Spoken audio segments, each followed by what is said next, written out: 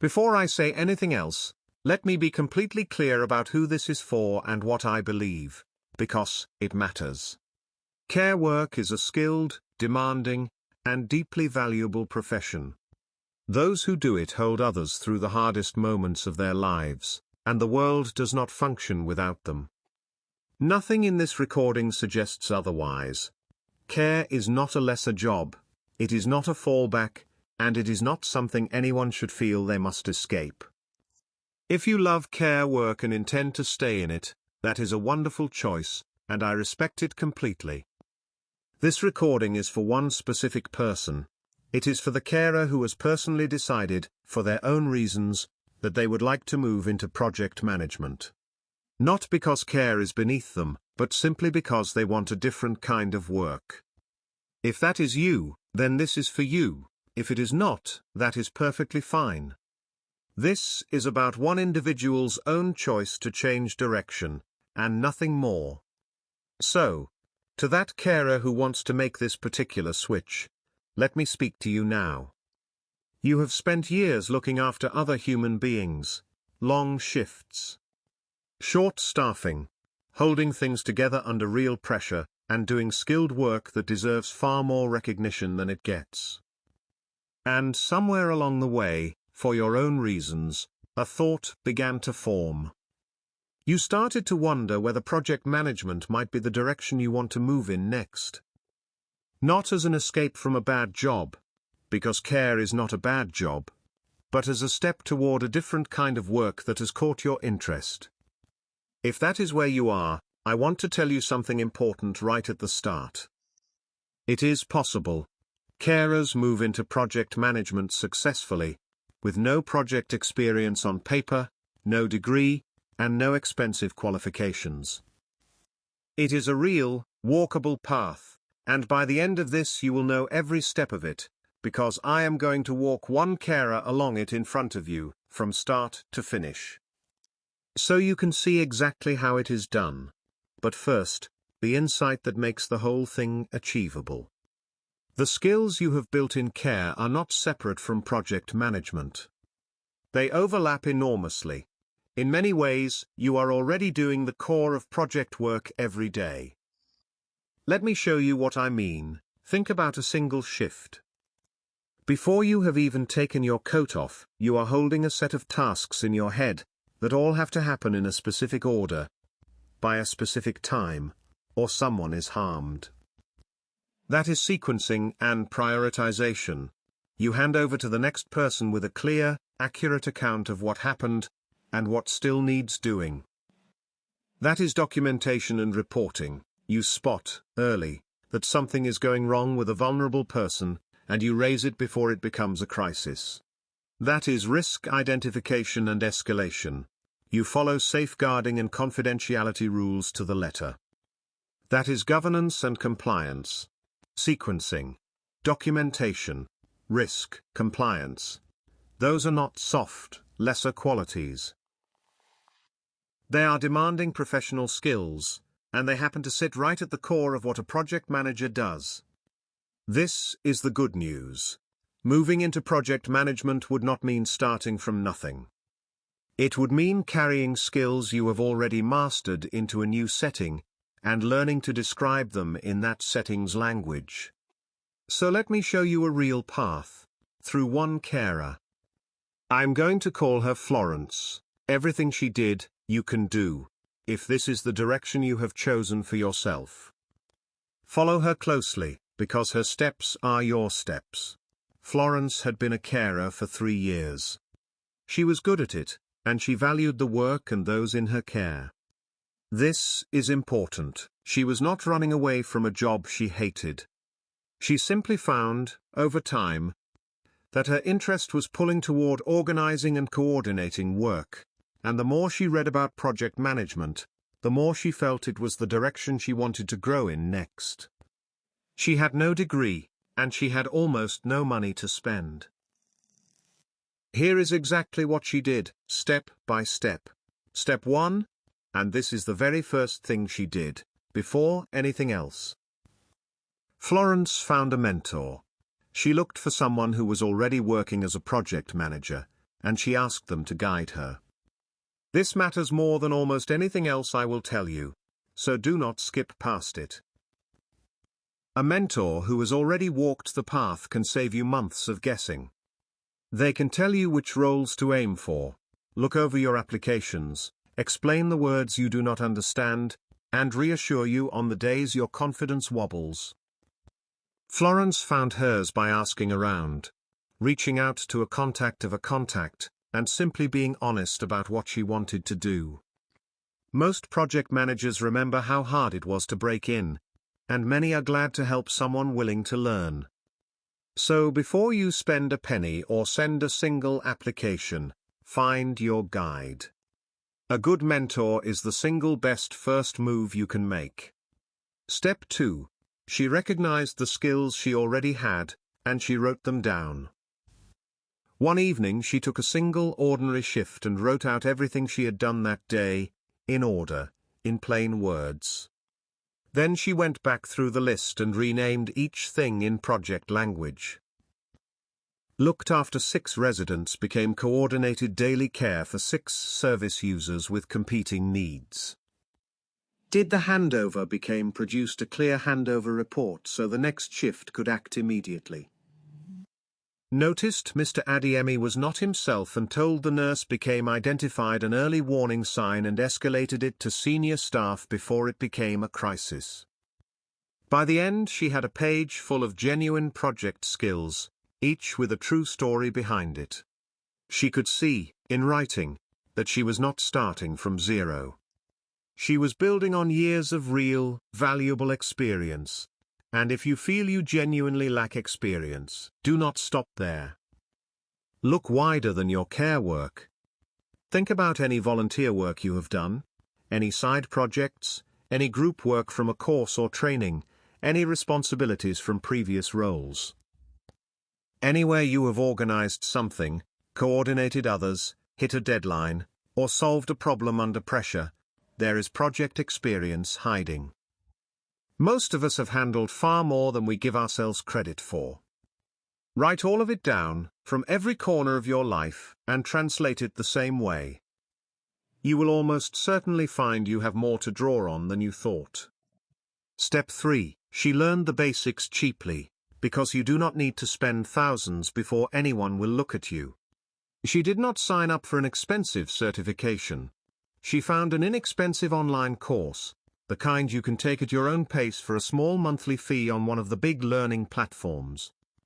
And she worked through it in the evenings after her shifts. It taught her the language, what a stakeholder is, what a risk register is. The difference between a project that runs in stages and one that runs in short cycles. None of it was hard for her, because she already understood the ideas from her own work. She was simply learning the words. Let me pause on the money question, because it stops so many. You do not need an expensive qualification to begin. The well-known affordable learning platforms offer solid introductions to project management for the price of a couple of coffees a month. And some let you study free and only pay if you want the certificate at the end. Start there. The cheap course gives you the language and shows any future employer that you took the initiative to learn on your own time, which speaks volumes about your character. Step 4. And this is the one most carers miss, so listen closely.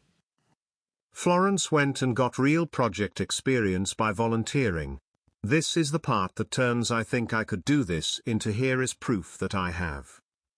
She did not wait for an employer to take a chance on her. She offered her organizing skills, for free, to a small local charity that needed help. Charities are almost always short-handed and almost always running projects. A fundraising event, a move to new premises, a campaign, a new system for their volunteers, and they rarely have anyone spare to organize it properly. Florence offered to help coordinate one of these, and they welcomed her gladly. Look at what that one decision gave her.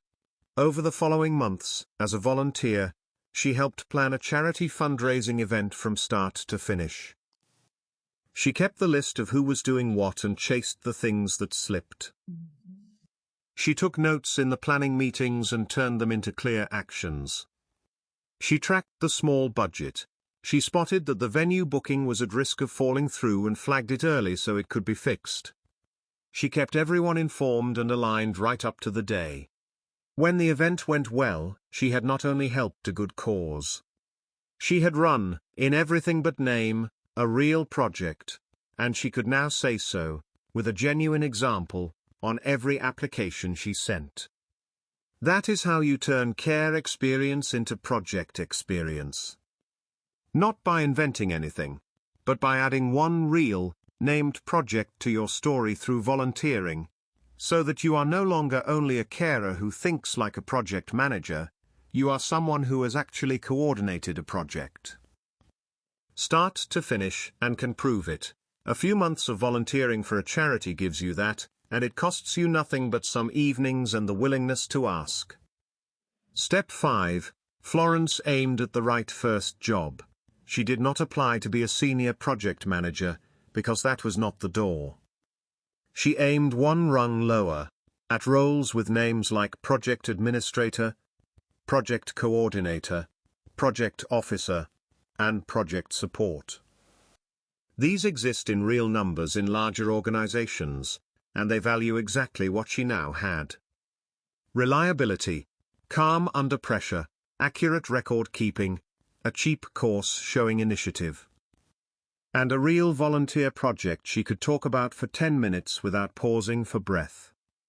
From a coordinator role, the path up to project manager is well trodden, because once you are inside doing the work, your value is obvious and the experience requirement quietly takes care of itself.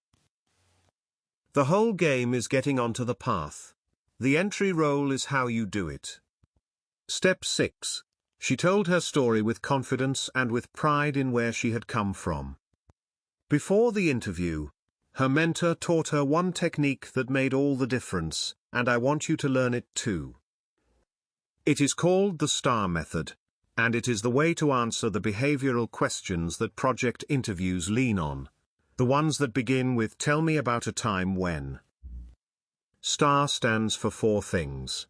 Situation, the scene you set briefly.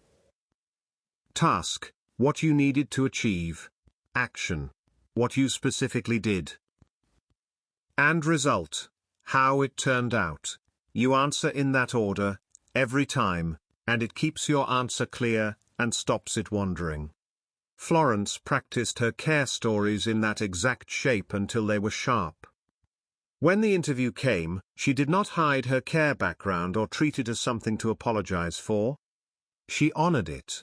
When they asked her to describe a time she managed competing priorities, she used STAR. The situation: a morning when a transport arrived early for one resident at the same moment another needed urgent help and a third was due medication that could not be late. The task: to keep everyone safe without letting anything essential slip. The action: she judged the risks, asked a colleague to cover the lowest one, took the urgent task herself, and made sure the medication was still on time. The result: everyone stayed safe and nothing was missed. The room went quiet, because it was obvious she could be trusted with responsibility. When they asked why she wanted to move from care into projects, she did not run her old job down. She said that 3 years of skilled care work had shown her she was at her best when she was organizing work, managing competing demands, and keeping a team aligned towards a goal. And that she now wanted to do that as her main role. That answer landed, because it was true and because it spoke of her care work with respect, as the foundation it genuinely was. Florence got the job. A project coordinator role with the word project on her title at last, and a clear path upward in front of her. And she will tell you, if you ask, that the hardest part was never the work, and it was never any shame about where she came from, because there was none. The hardest part was simply believing she was allowed to try something new. Once she did, the rest followed faster than she imagined, because the skills were already there, fully formed, waiting to be carried across. Now I want to speak to the part of you that is still unsure. because I know it is there. It is the quiet belief that you are not the kind of person who works in an office. That those jobs are for others, the sort who are cleverer, or posher, or who had it mapped out from school. I want to take that belief apart. Because if you have decided you want this, that belief is the main thing standing in your way, and it is simply not true. The work you do is highly demanding. You make consequential decisions under pressure, with a human being's well-being in the balance, often without enough support. You manage conflict, grief, and crisis as part of an ordinary day. If you can do that, an office project role is well within your reach. You would not be stepping up to something beyond you. You would be carrying genuine, hard-won ability into a new arena. The confidence you need is not something to manufacture from nothing. It is confidence you have already earned and perhaps never been allowed to feel. And when you do get the role, the thing that will carry you through those first uncertain weeks is not knowledge of the jargon. It is reliability, and reliability is rare. When you say you will have something done by Thursday, have it done by Thursday. When you take notes in a meeting, turn them into clear actions the same day. When you spot a small problem, raise it early. Do those 3 things and within weeks you will be known as the coordinator who can be trusted, which is worth more than any certificate. That dependable instinct, to show up and follow through because someone is relying on you, is the carer's instinct, and it is exactly what makes a strong project professional. You already have the thing that cannot be taught, so let me turn Florence's path into the steps you can start this week, if this is the direction you have chosen. First, and before anything else, find a mentor. Look for someone already working as a project manager, and ask them to guide you. Reach out through anyone you know, a contact of a contact, a local group, an online community. Be honest about where you are and where you want to go. A good mentor will save you months of guessing, and steady you on the hard days.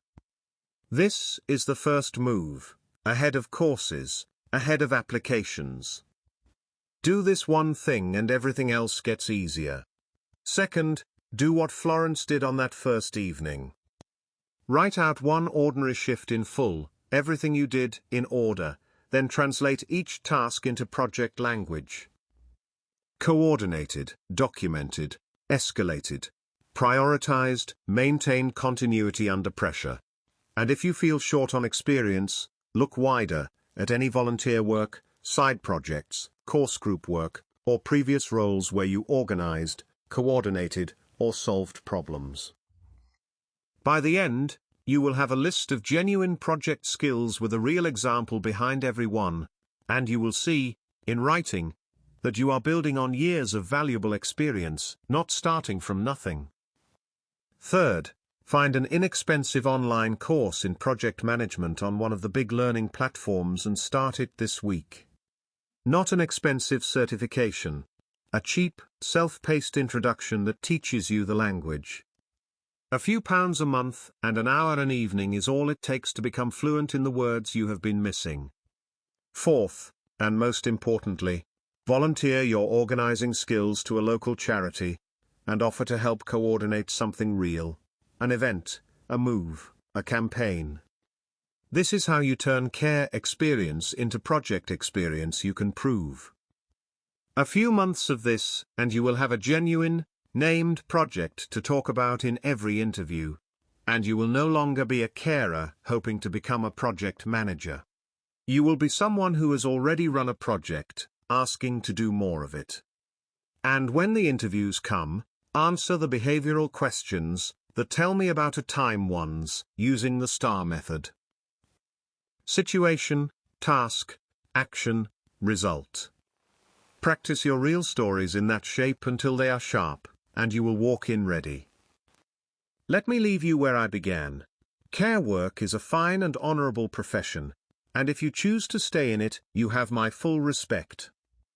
But if you have decided, for your own reasons, that you want to move into project management, then know this. It is genuinely possible. Florence was no different from you.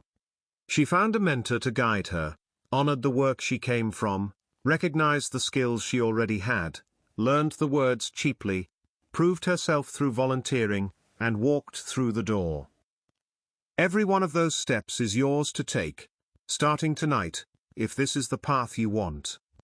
If you would like more tips on making this move, leave a request in the comment section and let me know what you want to hear next, and I will cover it. If this gave you a way forward, subscribe for more practical career tips for anyone moving into project management from another profession.